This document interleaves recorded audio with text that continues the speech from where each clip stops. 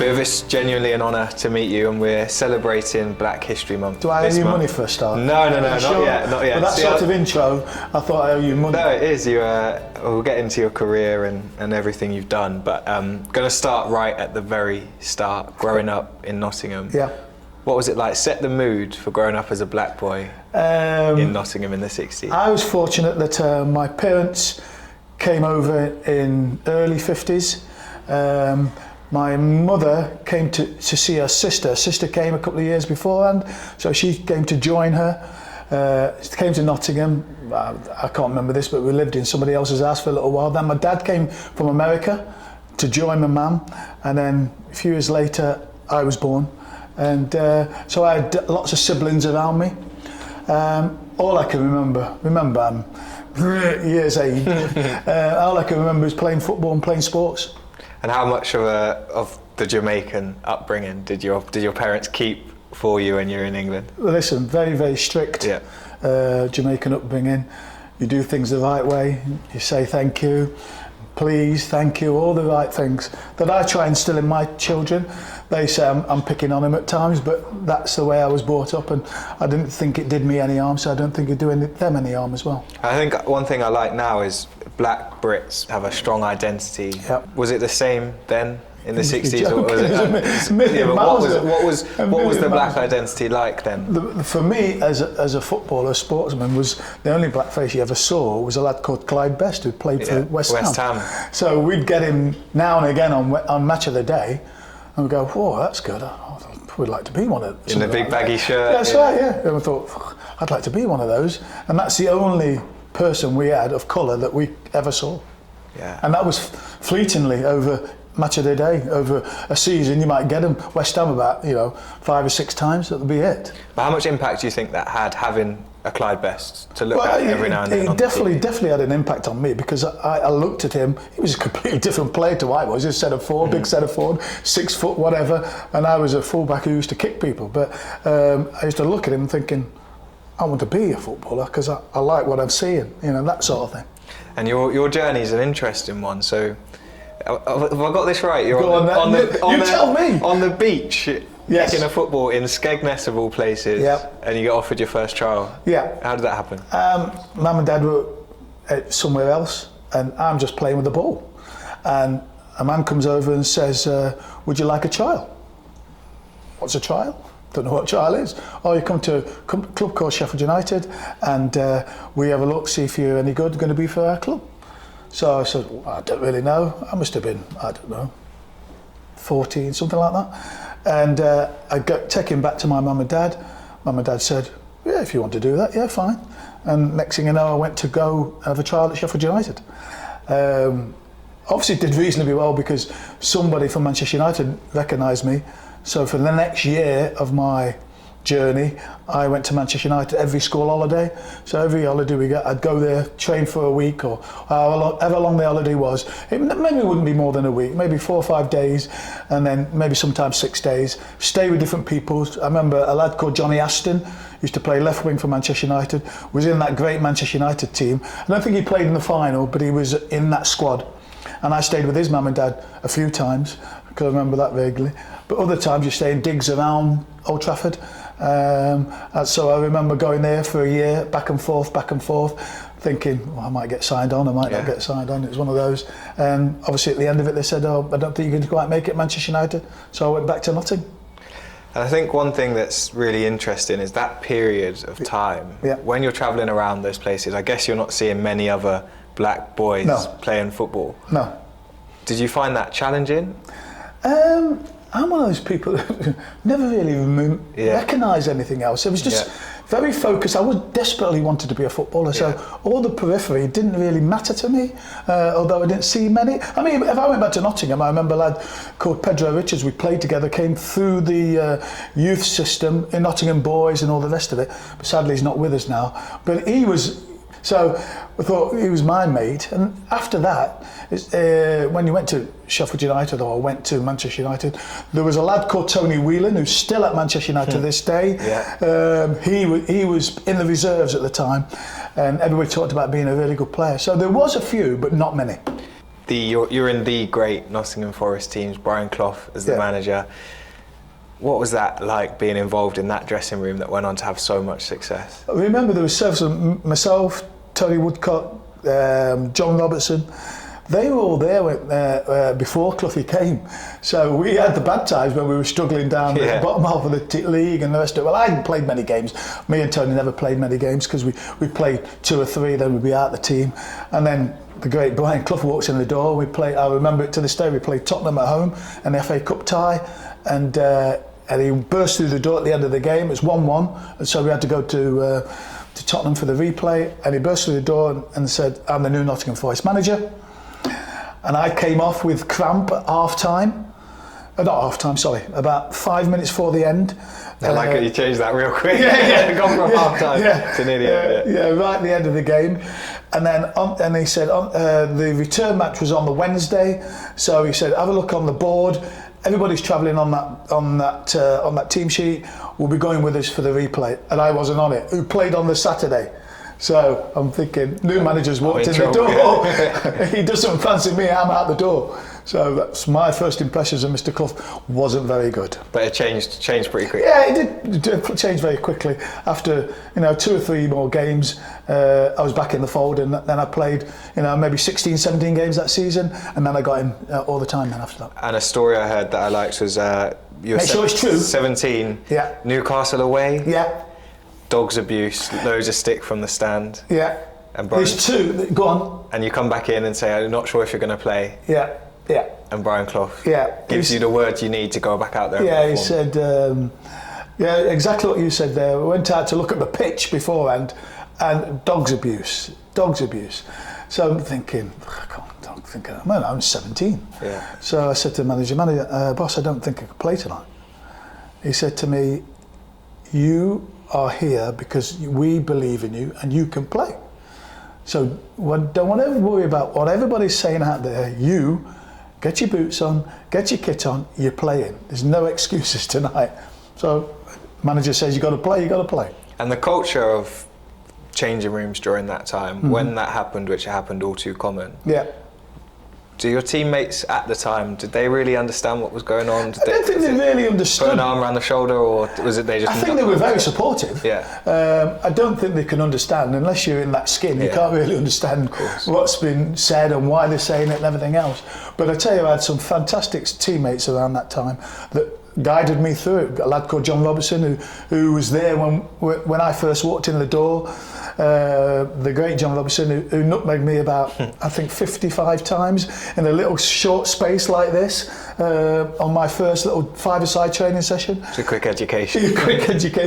And he was a midfield player then. So people like them who were in the team, Frank Clark, people like that, the older statesmen, they'd say, don't you worry about that. Manager's right, you get on with playing, because they've seen me come through the reserves and say, well, obviously this kid can play, and hopefully he takes it into the first team and does well for the first team. So I had a great manager in first place, and B, I had some really, really good pros and really good professionals who looked after me. I was just a teammate to them. And those didn't matter about the colour. And those European Cup runs, back-to-back European champions. Yeah.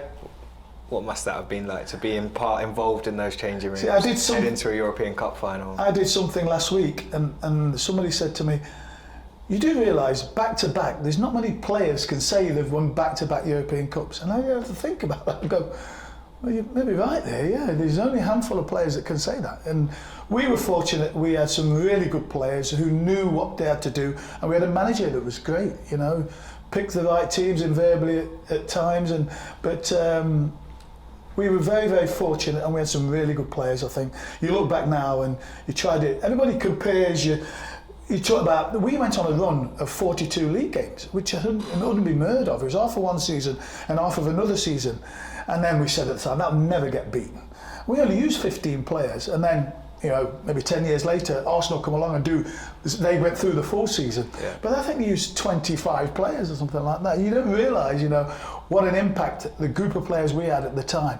I remember it was very short. It lasted about 4 or 5 years, and people drifted away for whatever reason, going to different clubs, trying different things. So it was a very short period of our careers, but very enjoyable, I must admit. And that shirt there, your debut, your first black player to play for England. Yeah. Do you still reflect on that often? I think taxi drivers reflect on it more than me, because every time I go to London they go, I saw your debut, I remember your debut. So it happens more times than I can clear to imagine. But yes, it was a great time, and I always remember being in a room with Laurie Cunningham. We shared a room in Sofia in Bulgaria, and there was obviously this talk, because he was the first full black under-21 international, and there's always talk, is Laurie going to be the first, is Viv going to be the first? And you think we'd be in that room and we'd be talking about, is it going to be you, is it going to be me? So we never talked about it, but luckily enough it was me that managed to be first, and I'm very pleased, very privileged and very honoured. How much do you think having him there during those years helped? Oh, great, yeah. Him, Cyril, and Brendan Batson, we were all from the Midlands and we were all playing in successful teams, so we balanced off one another and we met up from time to time, and they were a great set of lads, and it's great to have them sort of people around. It's better being on your own than having other people at clubs just down the road the same. And at what point did you realise that what you're about to do was going to be as monumental and as historical as it was? And the impact? Oh, you never thought about the impact. The only thing that ever went through my head was, as you do on a Saturday afternoon, is make sure you pass it to a teammate, make sure you get a good header in, make sure you get a good tackle in, make sure you run around, all the basic things that get you through every Saturday afternoon or every Wednesday or whenever you play. So it was back to professional mode, forget the periphery and all the rest of it. It's about making sure you don't make a fool of yourself, because loads of people were watching on the television, and my dad was there, and so I didn't want to embarrass him. It was all the basic things that every footballer goes through every Saturday afternoon. You were lucky enough to then be the first signing for Sir Alex Ferguson at Manchester United. You've then played under two of arguably the most successful, best managers to manage. What was it like playing under Sir Alex? I always remember we signed, we had a good story. I meet him at a hotel. I get a phone call from Brian Robson, who was my teammate, my roommate in England, and he said, we've got a new manager called Alex Ferguson. I said, never heard of him. He said, well, he's come from Aberdeen. He said, he's got a good reputation. He wants to sign you. My contract was up at Arsenal, so I agreed to meet him in a hotel in Nottingham. It's good for halfway for him and halfway for me, and so in this designated room. So I go in this designated room and I sit there, and in 5 minutes Martin Edwards walks in, who's the chairman of Manchester United, and he said, hi Viv, pleased to meet you. I said, yeah, pleased to meet you. He said, have you seen the manager? I said, no, I've been here 5 minutes, I've not seen him. He says, oh, we came in the same car, so I don't know where he's gone. So he goes back out, tries to find him. Then Sir Alex comes in, or Alex Ferguson walks in then, and says, have you seen the chairman? He says, he's just gone out of the room to look for you. This happened 3 times. They're coming in and out, different times. I'm going, what sort of club am I joining? Listen, they're both unbelievable managers. They're both, you've got respect for them. If they said to you, jump through that wall or go through that wall, you would. Brian Clough was exactly the same, and Sir Alex Ferguson is exactly the same. You look at the players that's played under both of them, they both think very highly of them both. An incredible career filled with cups, playing for your country. You then go on to be player manager and manager. Was that something you enjoyed doing? Yeah, I enjoyed it for a year. Then Brian Robson comes along and says, listen, if everything being equal, you could take the job and you can learn from the job, but if you want to come with me after that, it's entirely up to you. So had a year at Barnsley, thoroughly enjoyed it. Took a lad called Danny Wilson with me, who subsequently took over from me, because I said to the chairman, you must give Danny the job because he looks like he's going to be a decent manager. And then I went to Middlesbrough with Brian, and we had 7 years there, and very enjoyable years. And that's a period that had not enough, but a good crop of black managers and coaches. Well, I remember when I became manager of Barnsley Football Club, there's only one other manager, black manager, a lad called Keith Alexander, who's another one who's sadly not with us. He took over as Lincoln manager, and he's from Nottingham as well, so I used to know Keith quite well. So there was 2. And I remember doing an article in the Daily Mail, and they're saying, well, this is the start of a new generation. Here we are now, 2022. How many black managers have we got? 3, 4? When you see English players now, and you look at the England team that's diverse. It's full of people from different backgrounds. Does it make you feel proud that you've paved the way and now the team's how it is? I don't look at it as I've paved the way. Yeah. I just played my part. Yeah. You know, I just happened to be there at the right place at the right time. You can talk about that shirt, but you talk about a lad called Jack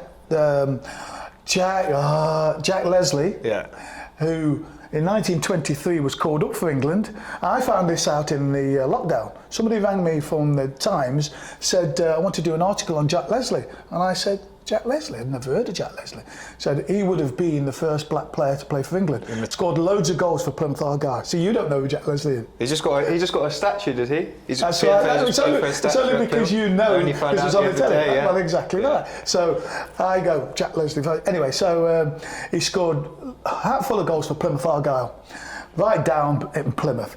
So with a name like Jack Leslie, you think he's white. Yeah. So the FA called him up, then realised he was black.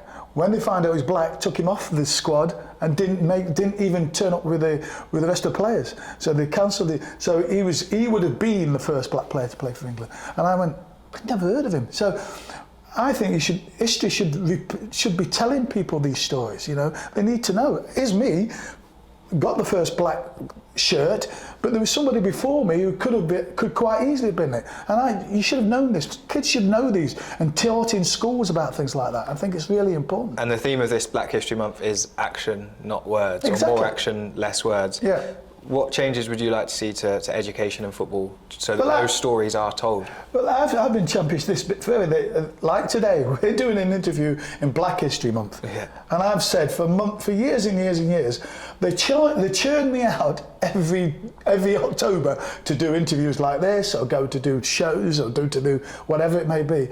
This should be a year-long thing where there's lots of black players who've played at the highest level that sitting there doing nothing. Why don't somebody employ them to go out and speak to kids and tell them about their experiences?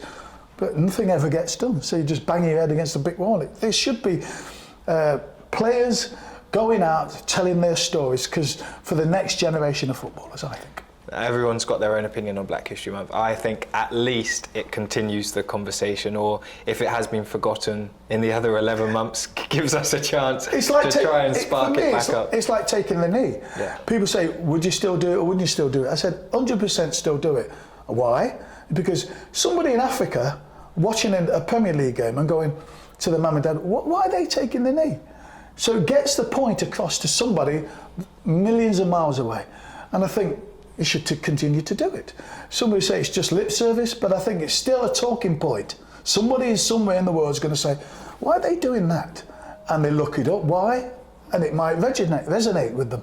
And I guess my question then for you is, what changes do you think the game can make? Both, education. I mean, it's difficult to educate a 60-year-old man. It's education from an early age. Kids at school should be learning about Viv Anderson, Jack Leslie, Laurie Cunningham, Brendan Batson, all these players that's played at a high level, that's got something, got a story to tell, And Jack Leslie is an unbelievable story that I found out 2 years ago that should be known about. Arthur Walton, another one. People should know about these people.